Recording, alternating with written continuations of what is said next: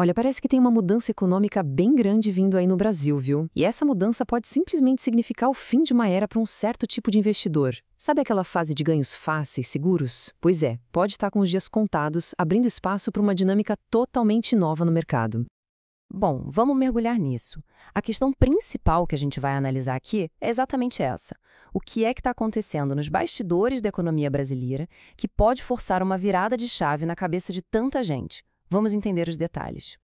Para começar, a gente precisa entender o cenário atual, né? O ambiente que moldou o comportamento financeiro por anos e anos. Um cenário de juros consistentemente altos e tudo gira em torno dela, a taxa Selic. De forma bem simples, é assim. A inflação sobe, o Banco Central vai lá e aumenta a Selic para dar uma esfriada na economia. A inflação está controlada? A Selic pode cair e aí a atividade econômica ganha um gás. E essa frase aqui, nossa, ela captura com perfeição o efeito cultural de anos e anos com juros lá nas alturas. Ela reflete uma mentalidade que, de certa forma, se instalou no país. E essa cultura é a do gato gordo, do rentista. Pensa só, com a Selic em quase 15%, por que alguém ia se arriscar em algo mais complexo, como a Bolsa de Valores? É muito mais confortável simplesmente sentar no dinheiro e ver os juros pingando na conta, sem esforço e com segurança.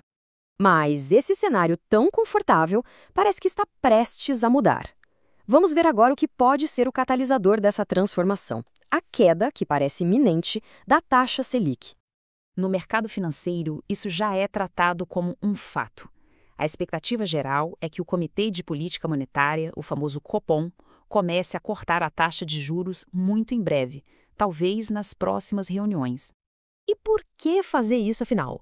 Bom, um corte nos juros dá um respiro para as empresas, sabe? Barateia o crédito, incentiva novos investimentos e, o ponto crucial aqui, força aquele dinheiro preguiçoso a procurar outras opções mais rentáveis, já que viver de juros não vai ser mais tão atrativo assim. E isso nos leva direto para a relação central de toda essa análise, essa dinâmica de gangorra que existe entre a taxa de juros e o mercado de ações. É um padrão histórico mesmo.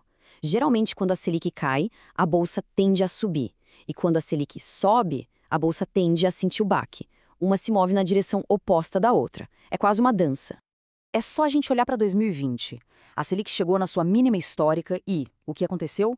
A Bolsa de Valores se recuperou com uma força impressionante. Agora a gente está no extremo oposto, com a Selic super alta, o que historicamente prepara o terreno para um movimento de alta na Bolsa assim que os juros começarem a cair. Com essa perspectiva toda, vamos dar uma olhada em como a Bolsa brasileira está hoje. E olha, a percepção geral é de que ela está bem barata. E essa analogia da mobilete na festa é simplesmente genial. Ela ilustra perfeitamente o sentimento atual. O pessimismo é tanto que investir na Bolsa brasileira virou uma coisa meio fora de moda, sabe? Quase brega. Ninguém quer falar sobre isso. Para a gente entender o quão barata ela está, vamos olhar os números. Historicamente, a média da relação preço/lucro do Ibovespa, que é um jeito de medir o valor do mercado, é de 10,9. E hoje, está em torno de 9,2. Ou seja, o mercado está sendo negociado com um belo desconto em relação à sua própria média histórica. Agora, quando a gente olha o valor no mercado em dólares, a diferença fica ainda mais gritante. O ETF EWZ, que representa a nossa bolsa lá fora, já chegou a valer quase 100 dólares.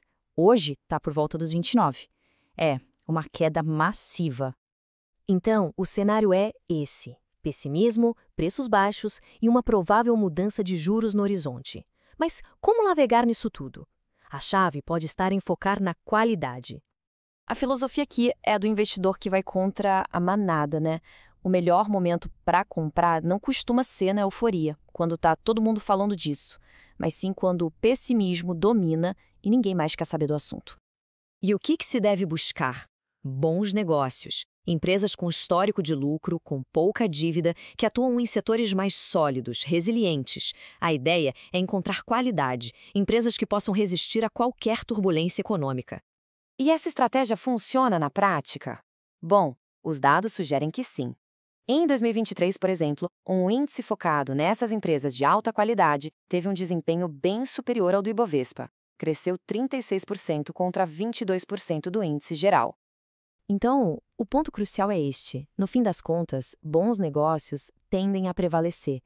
E no meio de grandes mudanças macroeconômicas, como uma queda de juros, são justamente as empresas de qualidade que costumam se destacar. Isso tudo nos deixa com uma reflexão final. Pensando em tudo que a gente viu, a mentalidade do gato gordo, a impopularidade do mercado, o poder dos bons negócios, a pergunta que fica é: qual é, de verdade, o melhor momento para agir? É quando a festa está lotada e todo mundo está otimista? Ou quando parece que só sobraram os mais corajosos?